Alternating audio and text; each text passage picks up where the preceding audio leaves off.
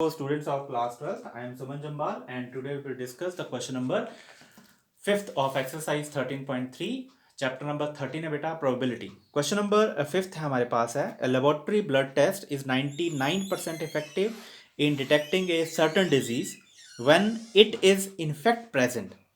अगर कोई disease actual में किसी पेशेंट में है, उसको वो कोई डिजीज है, तो जो ब्लड टेस्ट है वो 99% तक इफेक्टिव है. However, the test also yields a false positive result for 0.5% of the healthy person tested. अगर healthy person का टेस्ट किया जाए जिसमें कोई डिजीज नहीं है, तब भी जो ब्लड टेस्ट है वो 0.5% तक पॉजिटिव रिजल्ट देता है. इफ 0.1% ऑफ द पॉपुलेशन, कि 0.1% जो पॉपुलेशन है उसमें एक्चुअल में डिजीज है, 0.1% of the population actually has the disease, what is the probability that a person has the disease given that his test result is positive. Given ये दिया है कि उसका रिजल्ट जो है, टेस्ट रिजल्ट वो पॉजिटिव ही आ रहा है. Clear to all of you? ये हमने फाइंड आउट करना है. तो इसमें हमने जो प्रोबेबिलिटी फाइंड आउट करनी है वो ये है कि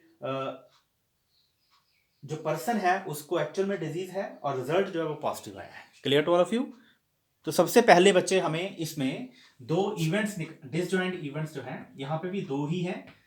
कौन कौन से? First, the person has the disease, और second, the person does not has the disease, कि पर्सन को डिजीज है और दूसरी पर्सन को डिजीज नहीं है. These are two disjoint events. और जो कॉमन इवेंट आएगा वो आएगा रिजल्ट इज पॉजिटिव, क्योंकि अगर किसी पर्सन को डिजीज है तब भी रिजल्ट पॉजिटिव आ रहा है, और अगर किसी पर्सन को डिजीज नहीं है तब भी रिजल्ट पॉजिटिव आ रहा है. Clear to all of you? तो इस कंडीशन में जो कॉमन इवेंट आएगा वो आएगा हमारे पास the result is positive. Clear to all of you? तो बच्चे दो डिसजॉइंट इवेंट्स हमने लिख लिए हैं, a person has the disease and a person does not has the disease. ठीक है. और ए जो कॉमन इवेंट आएगा that is result is positive. तो प्रोबेबिलिटी ऑफ जो E1 है उसकी हमें ऑलरेडी क्वेश्चन में देख रखी है कि probability of E1 that is the person has the disease. तो कितने पर्सन है जिनको डिजीज है? तो इसमें कहा गया है कि 0.1% of the population actually has a disease. 0.1% of the population actually has a disease. तो probability of E1 that is 0.1%. तो इसको हम लिख सकते हैं 0.1 upon 100 that is equal to 1 upon, अगर हम डेसिमल को ब्रेक करें तो ये 1000 बन जाता है. Clear to all of you? और नेक्स्ट है probability of E2. The person does not have the disease. Probability of E2 मतलब पर्सन को डिजीज नहीं है, तो जितने टोटल, तो वो पर्सन जिनको डिजीज है और जिनको डिजीज नहीं है उनकी दोनों की टोटल प्रोबेबिलिटी का सम बनता है 1. तो अगर हम 1 में से जिन पर्सन को डिजीज है उनकी प्रोबेबिलिटी माइनस कर दें तो हमें वो उन पर्सन की प्रोबेबिलिटी मिल जाती है जिनको डिजीज नहीं है. तो ये बन जाएगी 1 minus 1 1000 minus 1 upon 1000 that is equal to 999 upon 1000. अब नेक्स्ट है बच्चे, हमने जो निकालना है यहाँ पे, जो हमने फाइंड आउट करना है क्वेश्चन में, वो हमें दिया है. क्वेश्चन में हमें दिया हुआ है कि what is the probability that a person has the disease, कि पर्सन को डिजीज है and the result is positive. तो हम यहाँ पे फाइंड आउट करेंगे पर्सन हैज द डिजीज मतलब E1 इवेंट दे रहा है, person has the disease and the result is positive, और रिजल्ट पॉजिटिव आया है. तो E1 अपॉन ए हमने फाइंड आउट करना है, वो हम बाय यूजिंग बायस थ्योरम निकालेंगे. उससे पहले हमें probability of A upon E1 निकालनी पड़ेगी. ए का मतलब है रिजल्ट पॉजिटिव आया, और what is the meaning of E1? E1 का मतलब है the person has the disease. अगर पर्सन को डिजीज है और रिजल्ट जो है वो पॉजिटिव आ रहा है तो उसकी प्रोबेबिलिटी कितनी होगी? 99%. क्योंकि क्वेश्चन की फर्स्ट लाइन में ही दिया हुआ है कि 99% तक जो ब्लड टेस्ट है वो इफेक्टिव है, कि अगर पर्सन को डिजीज है तो 99% तक रिजल्ट जो है वो पॉजिटिव आता है. तो यहाँ पे 99% आएगा, मतलब 99 upon 100. Clear to all of you? And probability of A upon E2. Clear to all of you? ये है हमारे पास. इसमें ए जो है वो result is positive and E2 the result is, E2 का मतलब the person does not have the disease. तो यहाँ पे 0.5%, यहाँ क्वेश्चन में कहा गया है कि अगर किसी पर्सन को डिजीज नहीं है तब भी रिजल्ट जो है वो 0.5% तक पॉजिटिव आता है. मतलब हमारे पास आएगा 0.5 अपॉन यहाँ पे 100 आ जाएगा।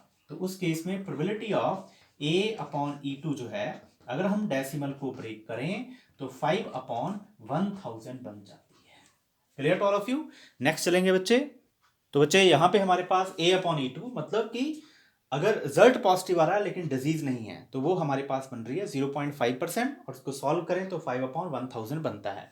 अब हमने जो प्रोबेबिलिटी फाइंड आउट करनी है वो ये है कि a E1 upon a required probability that we find out here, that is probability of E1 upon a, that is we find out here। तो अब हम यहाँ पे बायस थ्योरम अप्लाई करेंगे।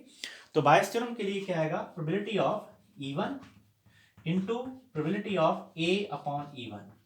नेक्स्ट डिनोमिनेटर में probability of E1 into probability of a upon E1 plus probability of E2 into probability of a upon E2। Clear to all of you. तो ये हमारे पास बन जाता है values. Clear to all of you. Next बच्चे हम बात करेंगे, ये वैल्यूज हमने यहाँ पे पुट करनी है। देखिए प्रोबेबिलिटी ऑफ E1 हमने यहाँ निकाली थी 1 अपॉन, यहाँ पे probability of E1 upon a जो हमने निकालनी है दैट इज इक्वल टू, तो न्यूमिनेटर में हमारे पास वैल्यूज प्रोबेबिलिटी ऑफ E1 है 1 अपॉन 1000 और probability of a upon E1, तो a अपॉन E1 हमने 99 upon 100। Clear to all of you. Same here next step में देखिए डिनोमिनेटर में भी हमारे पास 1 अपॉन 1000 इंटू 99 आएगा, यहाँ पे 99 अपॉन 100 a अपॉन E1 और यहाँ पे प्लस नेक्स्ट है probability of E2। Here the probability of E2 is 999 upon 1000, that is 999 upon 1000 into, और यहां पे देखिए probability of a upon E2, तो probability of a upon E2 आ जाता बच्चे 5 अपॉन 1000, 5 अपॉन 1000। नेक्स्ट स्टेप में चलेंगे हम, ये मैं मिटा रहा हूं बच्चे यहां पे। नेक्स्ट स्टेप में देखिए हमारे पास यहां पे बन जाता है 99 अपॉन, ये आ जाएगा और नीचे भी एज इट 99 अपॉन प्लस इसको 5 को 999 से मल्टीप्लाई करेंगे, तो बच्चे 5 को अगर 999 से मल्टीप्लाई करते हैं तो ये बन जाता है 4995। Clear to all of you. 4995 और डिनोमिनेटर में तो हमारे पास आ जाएगा ये 10 lakh. Clear to all of you. Next चलेंगे,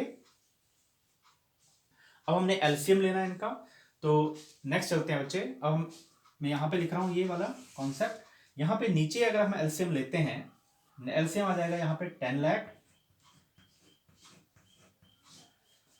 और न्यूमरेटर में यहां पे बनेगा, देखिए यहां पे आ जाएगा हमारे पास 990 प्लस 4995 आफ्टर टेकिंग एलसीएम, ठीक है, क्योंकि ये 1 लाख है। क्लियर। अब नेक्स्ट यहां पे तो एज इट रहेगा 99 और डिनोमिनेटर में 1 lakh. Clear to all of you. Next step में हमारे पास आ जाएगा, देखिए बच्चे मैं यहां से मिटा रहा हूं इसको। नेक्स्ट स्टेप हमारे पास आ जाएगा that is probability of E1 upon a is equal to, ये बन जाता है 99 upon that is 1 lakh into, ये न्यूमिनेटर में जाएगा 10 लाख अपॉन, और 990 को 4995 से में ऐड करें तो बनता है 5, ये डिनोमिनेटर में आएगा 5, 9 plus 9 18, 8 1, 9 plus 9 18 plus 1 19, 9 1, 4 plus 1 5। Clear to all of you. Next step में हमारे पास कटिंग करेंगे। नेक्स्ट स्टेप में बच्चे हमारे पास आ जाएगा, देखिए जब हम कटिंग करेंगे तो ये वाली टर्म कंप्लीट कर जाएगी, सिर्फ यहाँ पे 10 बचेगा। क्लियर। और इसको मल्टीप्लाई करें तो 990 बनता है और नीचे बनता है 5985। Clear to all of you. अब देखिए 45 से इसकी कटिंग होती है, 45 को 22 से मल्टीप्लाई करें तो 990 आता है, ठीक है, और 45 को अगर हम 133 से मल्टीप्लाई करें तो 5985 आता है। तो क्वेश्चन आंसर आएगा 22/133। या हम इसको ऐसे भी लिख सकते हैं कि 22 इंटू 45, ठीक है, एंड 45 इंटू 133। तो ये दोनों कैंसल आउट हो जाते हैं। तो आपके पास जो प्रोबेबिलिटी है E1/A की वो आ जाएगी बच्चे 22/133। It is the answer of this question. Clear to all of you? Thanks for watching.